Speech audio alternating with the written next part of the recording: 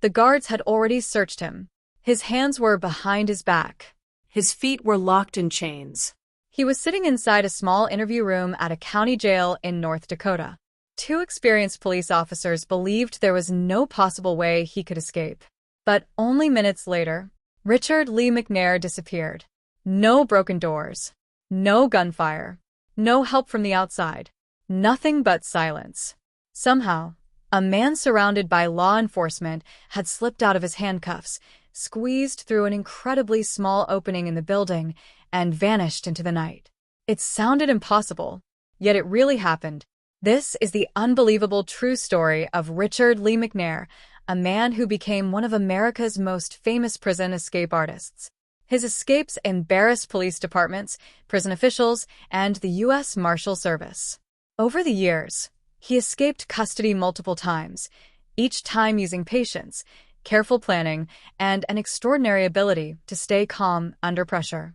One of his most shocking escapes involved something almost impossible to believe: a simple tube of lip balm. Something millions of people carry in their pocket every day became one of the tools that helped him slip free. How could something so ordinary defeat professional law enforcement officers? That question would become part of one of the most remarkable prison escape stories in American history. Richard Lee McNair was born on February 19, 1958, in Oklahoma. As he grew older, he developed a reputation for being intelligent, physically fit, and extremely determined. Those who later guarded him often noticed the same thing. He watched everything. He studied routines. He remembered details. He stayed patient. Unlike many prisoners who acted out with violence every day, McNair often waited quietly, learning every weakness in the system around him. That patience would make him incredibly dangerous, not because he attacked people often, but because he constantly searched for opportunities. Authorities would later describe him as one of the most resourceful escape artists they had ever encountered. In 1987, McNair committed the crimes that would send him into the federal prison system. He burglarized a grain elevator in Minot, North Dakota. During the burglary, he was surprised by two local law enforcement officers. Instead of surrendering peacefully, McNair shot both officers. Thankfully, both survived their injuries. The attack turned what could have been a burglary case into something much more serious. He was arrested and later convicted of attempted murder, burglary, and other crimes. The court sentenced him to prison. For most people, that would have been the end of the story. For Richard Lee McNair, it was only the beginning. Not long after his arrest, McNair was taken to the Ward County Jail while his legal case continued. Investigators wanted to question him. He appeared cooperative. He wasn't yelling. He wasn't fighting. He wasn't making threats. Everything seemed normal. His hands were secured with handcuffs. Police officers believed they had complete control. But McNair had already started thinking several steps ahead. Somehow, he had managed to get hold of lip balm. To most people, lip balm keeps dry lips from cracking. To McNair, it became a tool. He quietly coated his wrists with a slippery substance. Then he slowly twisted and worked at the handcuffs. Little by little, his hands became loose enough to slip free. No broken cuffs. No lock picked. No keys stolen. Just determination and patience. Once his hands were free, he looked around the room for another way out. He found it. Inside the interview room was a ventilation opening. It looked far too small for a grown man. Most people wouldn't even consider trying. McNair did. Investigators later said he squeezed through an opening measuring only about 11 inches by 14.5 inches. Imagine trying to force your shoulders and chest through a space barely larger than a sheet of notebook paper. It sounds impossible. Yet McNair slowly twisted, pushed, and compressed his body until he made it through. The metal edges scraped against his skin. The space was so tight that every movement required careful effort. But he refused to stop. Eventually, he reached the ventilation duct. From there, he crawled through the building until he found a way outside.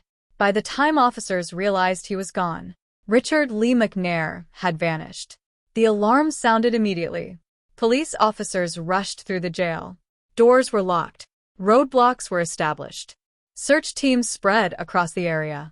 But the prisoner everyone believed was safely locked inside had already disappeared into the darkness. The impossible had happened. And this astonishing escape was only the first chapter in a career that would make Richard Lee McNair one of the most closely watched fugitives in modern American history. Richard Lee McNair's first escape lasted only a few hours. Police officers launched an immediate search across Minot, North Dakota. Roads were blocked, neighborhoods were searched, and officers checked wooded areas and nearby buildings. Because McNair had already been charged with shooting 2 law enforcement officers during the burglary, authorities considered him extremely dangerous. The search ended the same day. Officers found McNair hiding near a railroad track and took him back into custody. His first taste of freedom had been brief, but it had taught him something important. He now knew that escaping was possible. He had slipped out of handcuffs using lip balm. He had squeezed through an incredibly small ventilation opening. Even though he had been caught, he had proven that security systems could fail. Most prisoners would have accepted that the odds were against them. McNair did the opposite. Instead of giving up, he became even more determined. Every prison he entered became a place to study. Every guard's routine became something to observe. Every locked door became a problem waiting to be solved. After his trial, McNair was convicted of attempted murder, burglary, and related offenses. The court sentenced him to life in federal prison. Officials believed the federal prison system would finally keep him locked away for good. But Richard Lee McNair had already begun planning for another chance. Unlike many inmates who spent their days causing trouble or breaking prison rules, McNair stayed surprisingly disciplined. He exercised regularly, keeping himself in excellent physical condition. He read books, paid attention to details, and spent countless hours watching how the prison operated. He noticed when guards changed shifts. He noticed which doors stayed open for a few extra seconds. He noticed how inmates moved from one area to another. He even watched how equipment and supplies entered and left the prison. To many people, these details meant nothing. To McNair, they were clues. He believed every prison had weaknesses. The challenge was finding them before anyone else did. Years passed, and McNair was eventually transferred to the United States Penitentiary in Pollock, Louisiana. Like many federal prisons, the facility operated work programs where inmates manufactured furniture and other products for government agencies. McNair was assigned to work in the prison's furniture factory. Every day, inmates built desks, cabinets, and other wooden items. Large shipping crates were used to move finished products out of the factory. The crates were loaded with furniture before being transported through different parts of the prison's industrial system. Most inmates saw the crates as nothing more than part of the job. McNair saw something completely different. He saw an opportunity. For weeks and possibly months, he quietly studied how the shipping process worked. He paid attention to when the crates were packed, how they were inspected, and how they were moved by forklifts toward loading areas. He never rushed. One mistake could ruin everything. His patience became one of his greatest strengths. According to official accounts, McNair secretly modified one of the large wooden shipping crates by creating a hidden compartment inside it. The space was just large enough for him to squeeze inside without being seen during normal handling. It was an incredibly risky plan. If prison staff inspected the crate carefully, they would find him immediately. If the crate was dropped or damaged, he could be seriously injured. If he stayed inside too long, the lack of fresh air and the intense Louisiana heat could become life-threatening. Still, McNair believed the risk was worth taking. On the day of the escape, he climbed into the hidden compartment before the crate was sealed. Suddenly, everything became quiet. He could hear muffled voices outside. Workers continued building furniture. Forklifts moved across the factory floor. Guards walked through the building without realizing that one inmate was no longer where he was supposed to be. Then the crate began to move. Every bump and sudden stop reminded McNair that he had no control over what happened next. He could not see outside. He had no way of knowing whether he was still inside the prison or already beyond the security fence. All he could do was wait. Minutes felt like hours. The air inside the cramped compartment became warm and difficult to breathe. His muscles stiffened from remaining in the same position. Yet he stayed completely silent. Eventually, the crate was transported outside the secure prison perimeter. For the first time since receiving his life sentence, Richard Lee McNair had made it beyond the prison walls. But his escape was far from over. Instead of immediately reaching its final destination, the crate was left inside a warehouse. McNair remained trapped, knowing that opening the compartment too early could expose him to workers or security personnel. He waited. Every passing minute increased the danger. Finally, after deciding the time was right, he pushed his way out of the hidden compartment and climbed out of the crate. He looked around carefully. There were no prison fences, no guard towers, no armed officers standing nearby. Against all odds, Richard Lee McNair had escaped from a federal prison for the second time. By the time prison officials completed inmate counts and realized he was missing, he had already disappeared. Once again, one man had embarrassed an entire correctional system. And this time, finding him would prove to be much more difficult than anyone expected. Richard Lee McNair was free once again. This time, the escape created far more concern than his first one. Escaping from a county jail was serious, but escaping from a federal prison was something else entirely. It raised difficult questions about prison security and showed that even high-security facilities could have weaknesses. As soon as prison officials realized McNair was missing, the prison went into lockdown. Every inmate was counted again. Every work area was searched. The furniture factory was examined from top to bottom. Investigators quickly discovered how he had disappeared. The hidden compartment inside the shipping crate became a key piece of evidence. Officials could now see that the escape had not been a sudden decision. It had required careful planning, patience, and a detailed understanding of how the prison's work program operated. The Federal Bureau of Prisons immediately notified other law enforcement agencies. The U.S. Marshals Service joined the search. So did the FBI and local police departments. Photos of Richard Lee McNair were shared across the country. Officers were warned that he had escaped before and was considered extremely resourceful. Authorities believed he would try to stay away from large cities at first. They expected him to avoid attention. They were right.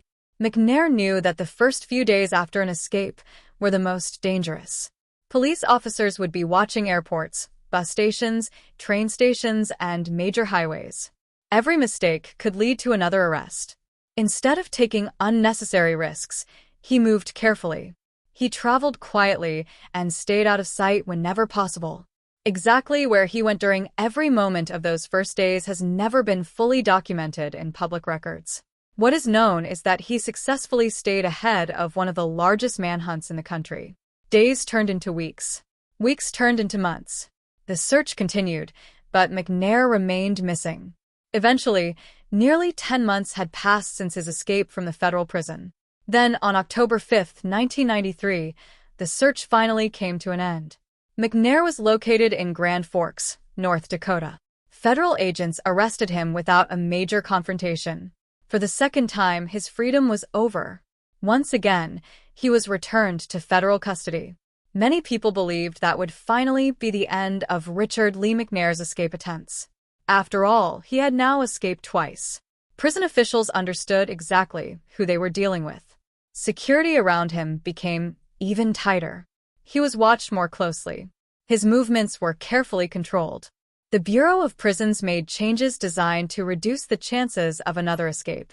For most inmates, those measures would have been enough. But McNair had earned a reputation unlike almost any other federal prisoner.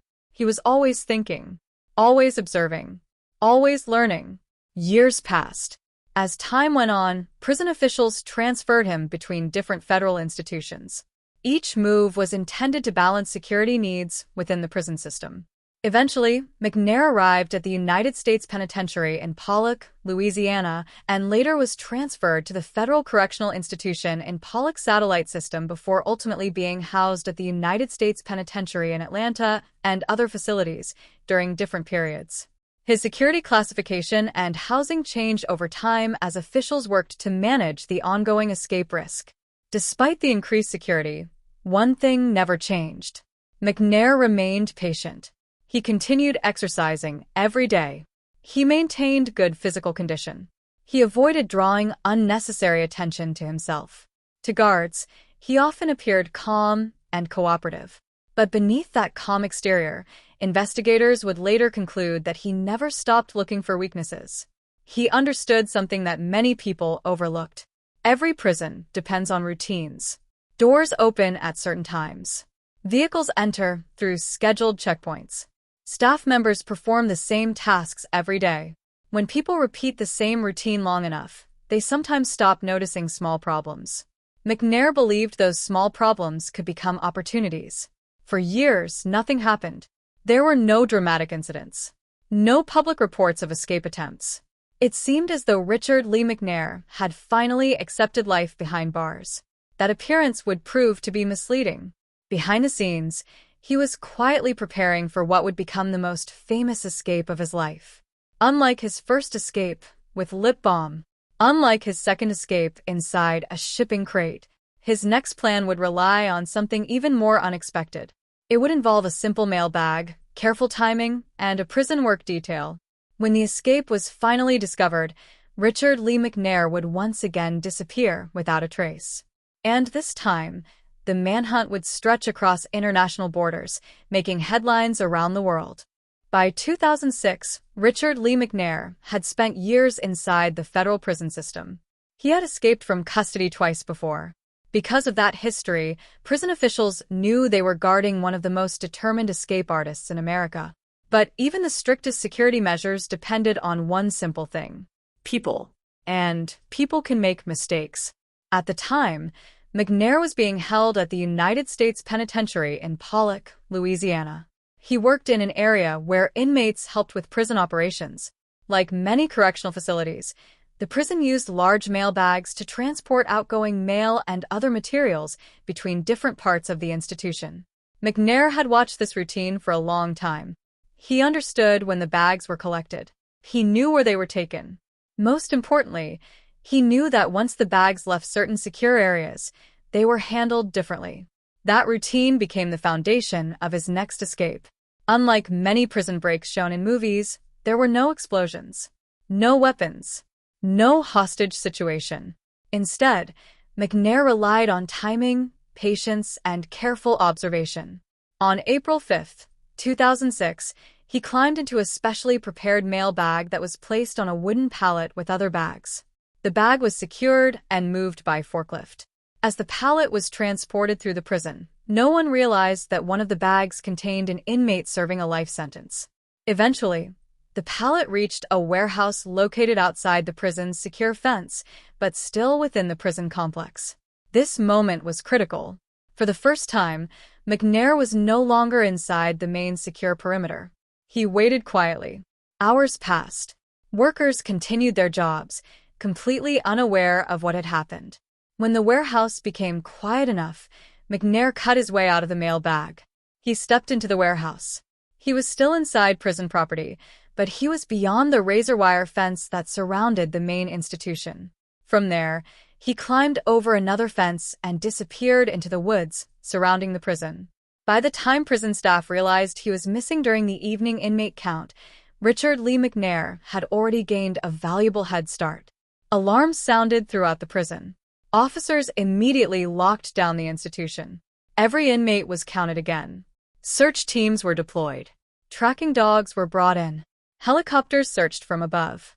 The U.S. Marshals Service, the FBI, state police, and local law enforcement agencies quickly joined the operation. News of the escape spread across the country. For the third time, Richard Lee McNair had escaped from custody.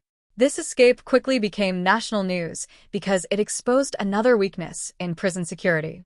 Many Americans wondered the same thing. How could one man escape again after already escaping twice before? Investigators carefully reconstructed every step of the escape. They discovered how McNair had hidden inside the mail bag and waited until it reached the warehouse outside the prison fence. Officials reviewed security procedures and looked for mistakes. The Bureau of Prisons later strengthened procedures related to inmate work assignments and the handling of materials leaving secure areas. Meanwhile, McNair was putting as much distance as possible between himself and Louisiana. He traveled carefully, avoiding attention. He changed his appearance. He blended into everyday life. Authorities believe he used false identities during his time on the run, allowing him to avoid immediate detection. The nationwide search grew larger with every passing day. His photograph appeared on television. Newspapers across the United States carried stories about the escaped prisoner. Tips poured in from members of the public. Some reports claimed they had seen him in one state. Others claimed he had been spotted hundreds of miles away. Most of the sightings turned out to be false. Still, investigators followed every credible lead. Weeks turned into months. Months turned into years. Richard Lee McNair remained one step ahead of law enforcement. As time passed, many people wondered whether he had left the United States altogether. The search expanded beyond the country's borders, with information shared through international law enforcement channels. Then, nearly a year and a half after the escape, something happened that no one expected. On a quiet road in rural Canada, a police officer stopped a man for what seemed like a routine traffic check. The officer had no idea he was about to come face to face with one of America's most wanted escaped prisoners. What happened during that encounter would become one of the most talked about moments in the entire case. By the spring of 2007, Richard Lee McNair had been on the run for nearly a year and a half. Despite one of the largest manhunts in recent U.S. prison escape history, he had managed to stay free. Authorities believed he had traveled across several states, using false identities and temporary jobs to avoid suspicion. According to public reports, he blended into everyday life, making it difficult for investigators to find him. Every week that passed made the search more challenging. The trail had grown cold. But then, on October 25, 2007, everything changed. Near Campbellton, New Brunswick, Canada, a police officer from the Royal Canadian Mounted Police, RCMP, made what seemed like a routine traffic stop. The driver had been speeding. Nothing about the stop suggested that it would become international news. The officer approached the vehicle and asked for identification. The man behind the wheel claimed to be someone else. He calmly answered questions and tried to avoid raising suspicion. The officer noticed that some of his answers did not seem quite right. Instead of immediately letting him go, the officer continued asking questions. McNair remained calm. He had fooled people before. He hoped he could do it one more time. But this time, his luck was running out. As the conversation continued, the officer became increasingly suspicious. Additional checks were carried out, and before long, the driver's true identity was confirmed. The man sitting in the vehicle was not who he claimed to be. He was Richard Lee McNair, one of America's most famous escaped prisoners. Nearly 18 months after escaping from the United States Penitentiary in Pollock, Louisiana, his time on the run had finally come to an end. McNair was arrested without a major confrontation. Soon afterward, Canadian authorities worked with the United States to return him to federal custody. The long international manhunt was finally over. For investigators, it was a huge relief. For the Bureau of Prisons, it marked the end of one of the most embarrassing escape cases in its history. After his return to the United States, McNair was placed under far stricter security conditions than ever before. Because of his repeated escapes, federal officials concluded that ordinary prison security was no longer enough. He was eventually transferred to the Administrative Maximum Facility in Florence, Colorado, better known as ADX Florence. Often called America's most secure federal prison, ADX Florence houses inmates considered the highest security risks in the federal system, including prisoners with a history of violence, terrorism, or repeated escape attempts. The prison is specifically designed to make escape extraordinarily difficult. Inmates spend most of their time alone in their cells. Movement is tightly controlled. Security procedures are among the strictest in the world. For someone with Richard Lee McNair's history, it was considered the safest place to keep him. Today, McNair remains one of the most well-known prison escape artists in modern American history. His story continues to be studied by correctional officers, prison administrators, and criminal justice experts. Not because they admire his crimes, but because understanding how he escaped helps improve prison security and prevent future escapes. Looking back, each of his 3 escapes revealed something different. The first showed that even simple restraints could fail if officers overlooked small details. A tube of lip balm, something that seemed harmless, helped him slip out of handcuffs and escape through a ventilation opening that few believed a person could fit through. The second escape demonstrated the importance of carefully monitoring prison industries and shipping procedures. By hiding inside a specially prepared shipping crate, McNair exposed weaknesses that officials later worked to correct. The third and most famous escape highlighted the risks involved in inmate work assignments and material handling. Hiding inside a mail bag allowed him to move beyond the prison's secure perimeter before anyone realized he was gone. Each incident led to reviews of prison procedures and improvements in security. In the end, Richard Lee McNair never won his battle against the justice system. Every escape eventually ended with his capture. Every attempt to outrun the law came to the same conclusion. He was returned to prison. His story is not one of freedom. It is a story of persistence, intelligence, and the constant struggle between those who try to escape the law and those sworn to enforce it. It also serves as a reminder that even the strongest security systems must continue to improve because determined individuals will always search for weaknesses. The case of Richard Lee McNair remains one of the most extraordinary prison escape stories ever documented in the United States.